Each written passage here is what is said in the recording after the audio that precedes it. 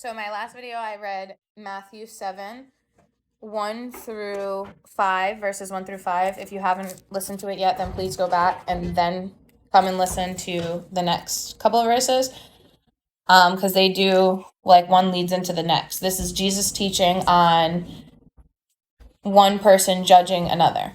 Okay? So it says,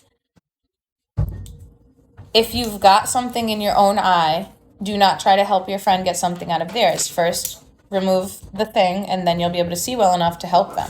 Okay, then he goes on to say, don't waste what is holy on people who are unholy.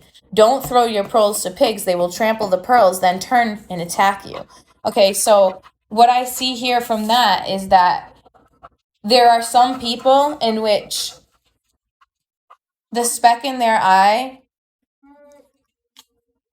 is creating such a veil that there is no way that they can understand or hear you or love you or receive from the Father. Like, even though you know you're giving it from the Father, they won't receive it. And it's a huge waste of time. And it says it right here that they'll also attack you pertaining to the pearls, which is the word of the Lord, are so valuable. The words of the Lord are so valuable. They're pearls. And you give them to a pig, that pig don't care. That pig does not care about pearls. When have you ever seen a pig care about anything? They literally roll around in the mud and, like, charge at people. So, I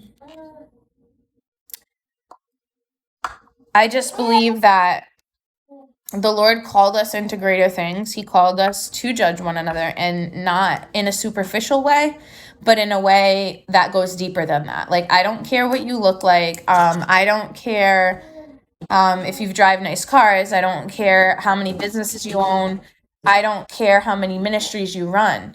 If the two most important commandments, which is to love the Father and love your neighbor, are not being lived out, not just talked about, but lived out, then you have a problem on your hands. And I mean, that is not for me to decide if it's a heaven or hell matter. That is not for me to, which obviously you're going to heaven because you believe in the Lord Jesus. But it's not for me even to decide what your life's going to look like here on earth, because the only person who can decide that is you, with your own choices and decisions. James says, do not just be hearers of the word, but be doers of the word. Do not walk by sight, but walk by faith.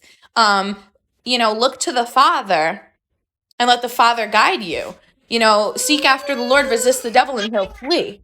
Okay, all of these things are so imperative.